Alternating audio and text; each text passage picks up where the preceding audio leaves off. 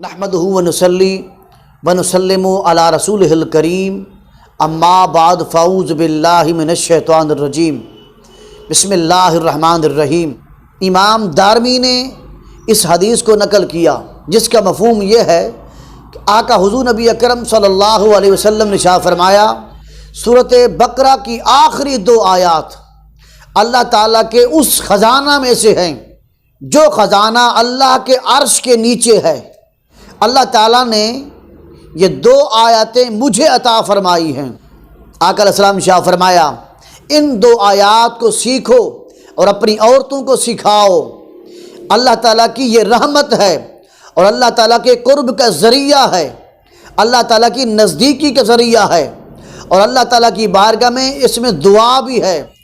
جو بندہ چاہتا ہے میرے گھر سے شیطان بھاگ جائے، شیطان کا اثر ختم ہو جائے اور اللہ کی رحمتیں نازل ہوں، اسے چاہیے کہ ہر مہینے چاند کی پہلی تاریخ کو چاہے رات کو پڑھے چاہے دن کو پڑھے، ایک بندہ پڑھے فیملی میں سے، باقی افراد اس کو سنیں، یا ساری فیملی اگر قرآن مجید پڑھے ہوئے ہیں سبحان اللہ، نہیں پڑھے ہوئے تو سیکھیں سمجھیں قرآن مجید کو۔ ہم موبائل چلا لیتے ہیں، کمپیوٹر چلا لیتے ہیں، گاڑی چلا لیتے ہیں، قرآن کیوں نہیں سیکھ سکتے؟ قرآن سیکھ جائیں گے انشاءاللہ۔ قرآن کو پڑھو، قرآن کو سمجھو، قرآن کو سیکھو، یہ اللہ کی رحمت ہے۔ ہر چاند کی پہلی تاریخ کو چاہے رات کو پڑھو چاہے دن کو پڑھو، ایک بندہ پڑھے، ساری فیملی کو لوگ بیٹھ کر سنیں، یا سارے بیٹھ کر اکٹھے پڑھنا شروع کر دیں، اور اتنی آواز میں پڑھیں کہ اپنی 4 دیواری کے اندر آواز رہے۔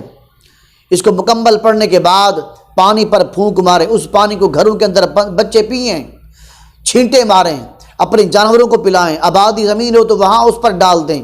انشاءاللہ شیطان کا اثر نہیں رہے گا، بیماریاں دور ہو جائیں گی، پریشانیاں دور ہو جائیں گی، برکت نازل ہوگی اللہ کی طرف سے، فتنے ختم ہوں گے، جھگڑے ختم ہوں گے، پیار ہوگا، محبت ہوگی، اخلاص ہوگا۔